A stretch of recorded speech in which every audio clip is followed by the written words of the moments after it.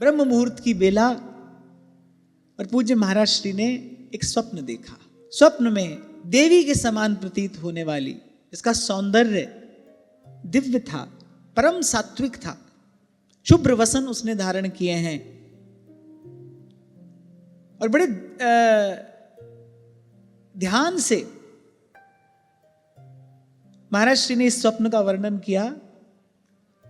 शुभ्र वस्त्र उसने धारण किए हैं और जो वसन उसने धारण किए हैं उस वस्त्रों की किनारी पर स्वस्तिक के चिन्ह बने हैं, रोरी के से रंग से।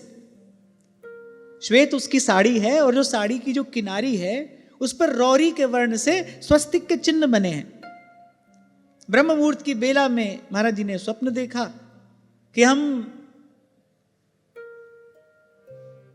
कहीं किसी वन प्रदेश में गंगा जी में स्नान कर रहे हैं, एकांत सुरम्य वातावरण है और रोती रोती वो स्त्री जिसने ये शुभ्र वसन धारण किए हैं, रोती रोती वो स्त्री, उसका हमको दर्शन हुआ। उसकी गोद में कुछ मास का एक शिशु है, कुछ महीने उस शिशु की अवस्था है और वो महाराष्ट्र से आकर कहती है, भैया मेरे इस बालक को बचाओ, इसे मृत्यु घेरे हुए है, इसीलिए तुम्हारे पास लेकर आई हूं, तुम ही इसकी रक्षा कर सकते हो, यदि ये नहीं बचा तो मैं भी प्राण त्याग दूंगी, बालक ही मेरा जीवन है। अब उस देवी की बात सुनकर महाराज श्री ने कुछ ज्ञान की वार्ता उसको सुनानी आरंभ की। अरे एक मांस के लोथड़े को अपना मानकर उसके मरने के डर से रो रही हो, बोले इसको ये शरीर है, ये तो जिसको मिला है छूटने के लिए मिला है, ये तो आज नहीं तो कल जाएगा ही, ये नहीं जाएगा तो तुम जाओगी। संसार में हुआ प्रत्येक संयोग उसकी परिणति तो वियोग में ही है, जो मिला है वो तो बिछड़ेगा, चाहे वो अपना शरीर ही क्यों ना हो, किसी दूसरे की तो बात ही छोड़िए, अपना शरीर भी एक दिन जाएगा। तो बोले इस मांस के लोथड़े के लिए तुम रो रही हो। तो महाराज श्री ने उसको समझाने का, उसको सांत्वना देने का प्रयास किया कि आप शांत होइए, जिसने भी देह धारण किया है उसके लिए मृत्यु निश्चित है। तो महाराज जी की बात सुनकर वो महिला उसी करुण स्वर में पुनः उनसे कहने लगी, बोले मैं अज्ञानी नहीं हूं, मुझे इस समय ज्ञान की आवश्यकता नहीं है, ये ज्ञान तो मैं पहले से ही प्राप्त कर चुकी हूं, आपका ज्ञानोपदेश सुनने के लिए यहां नहीं आई हूं। अरे मेरी वेदना का अनुभव करो, मेरी पीड़ा का अनुभव करो, ये मेरी गोद में जो शिशु है ये मेरी आत्मा है, ये मेरा प्राण है, इसकी रक्षा मेरी रक्षा है, मैं केवल इसी की रक्षा की प्रार्थना नहीं कर रही, इसकी रक्षा मेरी रक्षा है, आप मेरी रक्षा करिए। लेकिन महाराज श्री ने बताया कि उस स्वप्न में उस देवी के वो सब शब्द सुनकर बोले हमारे हृदय में किंचित भी दया करुणा का संचार नहीं हुआ, बोले हम उल्टे उसको वही ज्ञानोपदेश करने लगे। बोले तब तो क्रोध में भरकर और बड़े उच्च स्वर में कहने लगी, मूर्ख, बोले मेरे हृदय की इस स्नेह भावना को तो समझता नहीं, उल्टे मुझे ज्ञानोपदेश करता है, मेरे बड़ा ज्ञानी बना है, क्या मैं विश्व की नश्वरता को नहीं जानती? मैं जानती हूं, लेकिन फिर भी तुझसे कह रही हूं, इस शिशु की रक्षा कर, इस शिशु की रक्षा कर, इस शिशु की रक्षा कर। 3 बार उस देवी ने बड़े उच्च स्वर में और महाराज जी को अब की बार डांटते हुए फटकारते हुए कहा, और उसके स्वर में कुछ ऐसी गंभीरता थी, उसके स्वर में कुछ ऐसी दिव्य चेतना थी कि महाराज जी एकदम हतप्रभ स्तब्ध से खड़े रह गए, बस उसकी ओर देखते ही रहे और देखते देखते वो अंतर ध्यान हो गई। आंख खुली तो देखा कि अरे ब्रह्म मुहूर्त की बेला है, मैं तो अपनी शैया पर हूं। अच्छा वो केवल स्वप्न ही नहीं था, एक स्वप्न होता है जो जग जाने के बाद ठीक से स्मरण भी नहीं रहता, लेकिन एक स्वप्न होता है कि स्वप्न में घटी एक एक घटना, उसका एक एक पात्र, वो समय स्थान सब कुछ आपको स्मरण है। और इस स्वप्न के बाद महाराज श्री कुछ अनमने से हो गए, माने जो हृदय की वो जो सहज प्रसन्नता थी भजन में, वो जो सहज महाराज श्री का निवेश था वो नहीं रहा। तो ऐसे अनमने से वो अटपटी सी स्थिति, आप नित्य प्रति की भांति पूज्य श्री स्वामी जी के चरणों में उपस्थित हुए और आपने अपना ये स्वप्न उनसे आज्ञा लेकर उनको ज्यों का त्यों कह सुनाया। और स्वामी जी ने कहा कि भाई ब्रह्म मुहूर्त में देखा गया स्वप्न है, और स्वप्न में तुमने देखा सूर्य भगवान भी हैं और गंगा का किनारा भी है, तो स्वप्न जागतिक तो नहीं है, निरर्थक तो नहीं है, इसका अर्थ तो कुछ गंभीर है। अब संयोग से श्री रामचरितमानस के बड़े अद्भुत चिंतक, विचारक, उपदेशक पंडित श्री राम किंकर उपाध्याय जी उस समय वहीं पर विराजमान थे। इससे पहले श्री स्वामी जी कुछ कहते, पूज्य श्री पंडित जी कहने लगे, अगर स्वामी जी की आज्ञा हो तो इस स्वप्न का अर्थ मैं निवेदन करना चाहता हूं। स्वामी जी बड़े प्रसन्न हो गए, बोले हाँ हाँ आप बताइए। बोले वो जो श्वेत वसन धारण किए हुए जो देवी है वो और कोई नहीं है, साक्षात भक्ति देवी है। गंगा के किनारे सूर्य भगवान की साक्षी में इनको दर्शन हुआ है।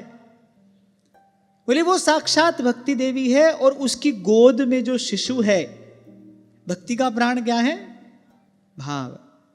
साध संगत बिना भाव नहीं उपजे और भाव बिन भगति नहीं होए तेरी। भक्ति का प्राण है भाव। तो उन्होंने कहा कि वो देवी कोई और नहीं, स्वयं भक्ति है और उसकी गोद में वो जो शिशु है वो भाव है। अब भाव ही भक्ति का प्राण है और वो देवी स्वप्न में बार बार यही कह रही थी, इसकी रक्षा ही मेरी रक्षा है। मैं तुमसे इसकी रक्षा करने के लिए नहीं कह रही, मैं तुमसे अपनी रक्षा करने के लिए कह रही हूं, क्योंकि बालक मेरा प्राण है, इसी की रक्षा मेरी रक्षा है।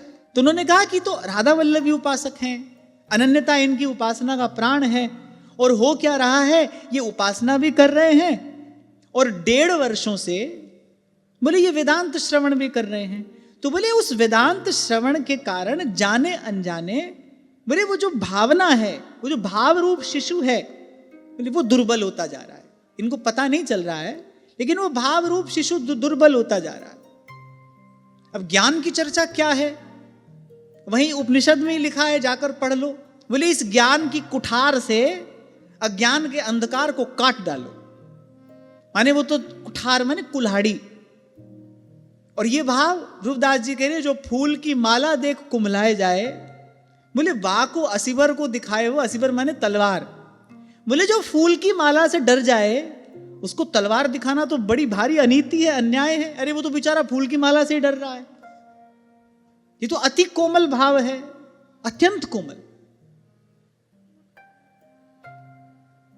तो इसलिए भाई इस भाव के पुष्पित पल्लवित होने के लिए एक विशेष प्रकार के वातावरण की आवश्यकता है।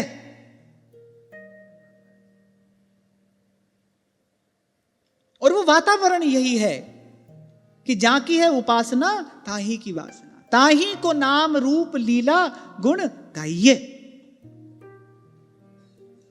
और भाई किसी भी मार्ग पर चलो, इस मार्ग पर या अन्य किसी मार्ग पर चलो, पहली बात तो यही है ना कि गुरुजनों की बात मानकर उसको ज्यों का त्यों आपको जीवन में धारण करना पड़ेगा। इसी को तो श्रद्धा कहते हैं, प्रथम हृदय श्रद्धा जो करे। तो कहा कि 1.5 वर्ष से वेदांत की चर्चा श्रवण कर रहे हैं और बोले उस वेदांत चर्चा श्रवण के कारण बोले इनको अभी इस बात का आभास नहीं हो रहा है, पर उस वेदांत चर्चा श्रवण के कारण बोले इनकी भक्ति अनजाने ही क्षीण होती चली जा रही है।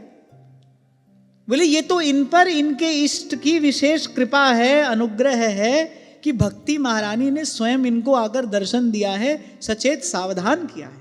तो पंडित श्री राम किंकर जी ने कहा कि वो भक्ति वस्तुतः उस भाव रूप शिशु की रक्षा करने के लिए इनसे प्रार्थना कर रही है।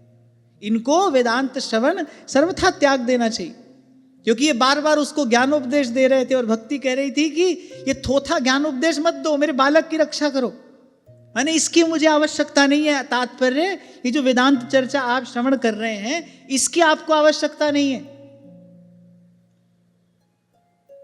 ये जो बीज आपके हृदय में है इसके पुष्पित पल्लवित होने के लिए जैसा वातावरण आवश्यक है वैसा वातावरण इसको प्रदान करिए।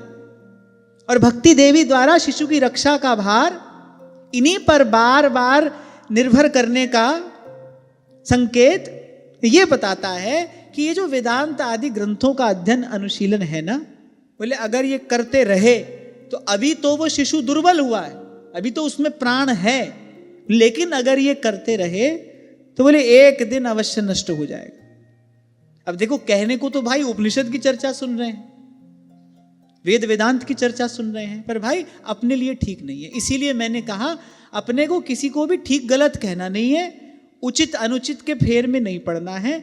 हमारे लिए क्या ठीक है, हमारी भाव भावना के लिए क्या उचित है, हमको बस इससे अर्थ है, हमको वो ग्रहण करना है।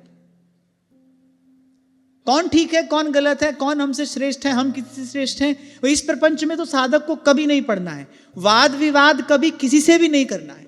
हमारी उपासना हमारी भजन भावना के अनुकूल क्या है क्या नहीं है, ये हमको रसिक जनों ने बता दिया है। जो अनुकूल है उसको ग्रहण करते चलना है, और जो प्रतिकूल है उसकी निंदा नहीं करनी है, उसका खंडन नहीं करना है, उसकी उपेक्षा कर देनी है, उसको ग्रहण नहीं करना है।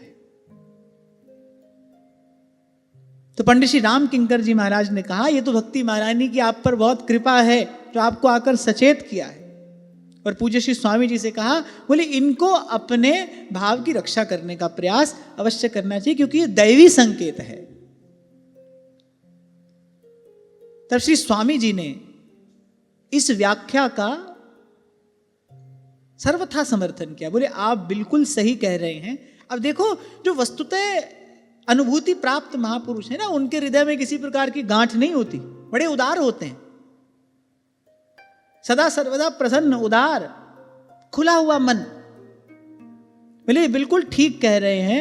बोले आप राधा वल्लभी उपासक हैं, आप रस रीति से उस रस ब्रह्म की उपासना करने वाले उपासक हैं।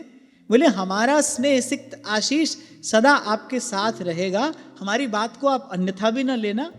बोले हमारा आशीर्वाद सदा आपके साथ रहेगा, लेकिन अब आपको हमारा संग नहीं करना चाहिए, क्योंकि हम तो भाई वेदांती हैं, हम तो यही चर्चा करेंगे। बोले आपको हमारा संग नहीं करना चाहिए, आपको ये वेदांत आदि की चर्चा अब श्रवण नहीं करनी चाहिए। अब देखो यहां से इस लीला से आपको हमको कितना बड़ा संदेश प्राप्त हो रहा है कि जाकी है उपासना ताही की वासना, ताही को नाम रूप लीला गुण गाइए।